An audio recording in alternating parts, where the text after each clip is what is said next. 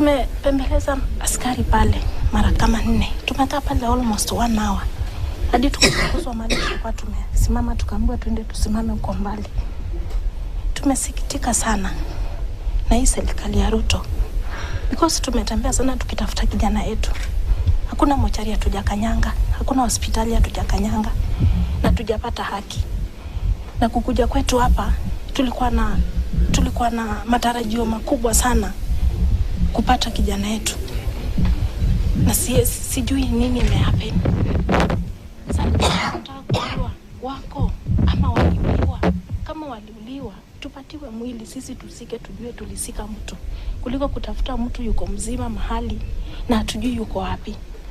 Sasa tunaomba serikali ya Ruto tuachilie watoto wetu mali yako. Wale wengine waliachiliwa tukakuwa na hopes tutapata hao watu waine wenye walishikwa mlolongo. Lakini bado tunazidi kulia. Huyu mama ametoka Kitui asubuhi ya leo. Tunafika pale tunazuiliwa kuingia. Na bado anarudi huko. Saa hii hakuna kitu tunafanya. Ni kutafuta kijana yetu. Hakuna mtu tunategemea tunaweza ona kweli anaweza tusaidia. Pati tumesunguka kabisa. Hatujapata haki. Haki yetu itatoka wapi? Tutapata wapi haki yetu? Tumekuja hapa tumesikia vile jaji amesema. Hatuwapewe time mpaka lini? Hakuna wale watu wanashikangwa wanashungulikiwa mpaka haki inapatikana. Kwa nini hao wetu wasipate haki ni washungulikiwa warudishwe hapa tuwaone? Basi tungewapata hapa tusikie walifanya ABCD. Tuseme kama wako koti wako wazima hakuna shida. Hata tunatafuta watu hatuoni wako wapi.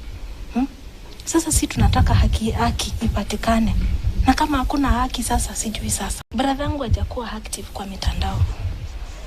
Na ukiangalia account zake zote hakuna kitu ameposti kuhusu government. Na kama kuna kitu alifanya sisi bila kujua, asamehewe na achiliwe. Ama tufuate haki tujue ikienda hivi inaendanga aje. Tufuate haki tujue kama watoto wataachiliwa ama wataachiliwa. Tufanye kesi wakiwa kotini kuliko kutafuta mtu mwenye mpati. Yes, tumesikitika sana. Hatupati mtoto wetu. Kijana mdogo sana ana familia. Hajaoa. Ako 29 years. Sisi hatujui tutasaidika vipi. Tutapata haki vipi.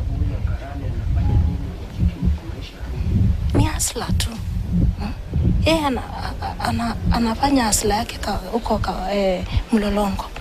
Amekuwa akiuza akona kibanda ya kuuza bags hizi mpya ana supply. So hatujui. Dada ni kipi kinafanya muamini kwamba huenda kwa serikali?